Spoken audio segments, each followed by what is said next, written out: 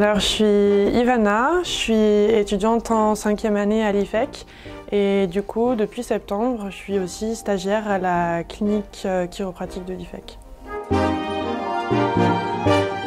On va pouvoir réaliser dans un premier temps l'anamnèse du patient, c'est-à-dire qu'on va lui poser plein de questions sur sa douleur, pourquoi il vient, son passé en santé.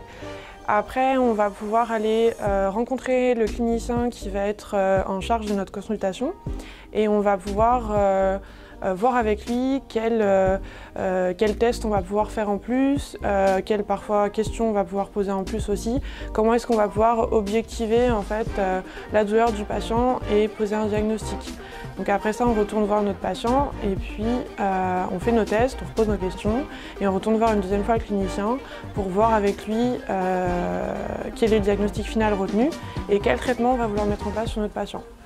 Suite à ça, le clinicien vient avec nous en salle pour traiter notre patient.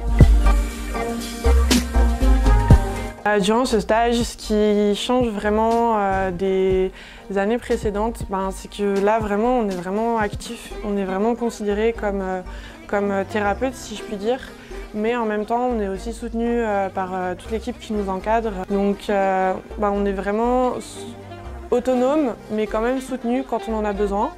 Et du coup, c'est à la fois challengeant et à la fois rassurant et ça nous permet d'avancer beaucoup plus vite. Alors ça dépend, on a chacun nos affinités, je pense, avec ce qu'on a pu voir dans nos cours. Soit il y a des choses où on se dit mince, ça va falloir vraiment que je reprenne correctement. Soit il y a des choses où effectivement ça va revenir tout seul et puis ça va être fluide et on va avoir besoin de juste un petit peu de soutien dans la prise en charge.